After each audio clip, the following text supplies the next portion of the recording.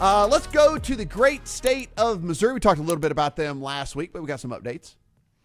DraftKings in the news for another reason here, because now that we are officially certified to have online sports betting on the ballot in Missouri this November, we know that DraftKings and FanDuel had put in $6.5 million into the push to get this onto the ballot for the signature gathering effort.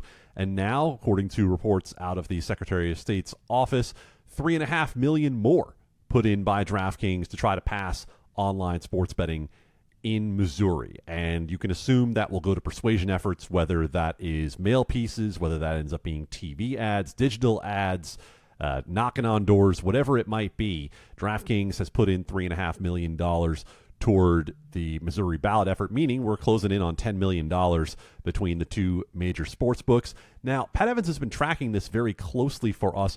We assumed we might see a matching number from FanDuel or something similar from FanDuel, because if you go back over the history of these things, whether it's California, whether it's Florida, these two sports books have moved in concert to try to advance the cause of legal sports betting when they've been working together. We have not seen that yet from FanDuel. Of course, that doesn't mean we won't see that from FanDuel, but want to be explicit about saying that this is just the $3.5 million from DraftKings that has been put in at this point. So again, as you've been watching the Democratic National Convention at all on television this week, you heard them say multiple times, we are just 11 weeks from Election Day, which, my God, just to think about that is wild on its own. And if we're 11 weeks from Election Day, keep in mind, we're about 7 weeks from the start of voting in most places. And so you will be seeing the ramp up if you're in Missouri about legal sports betting. We've heard some rumors as well, unconfirmed at this point, that there could be some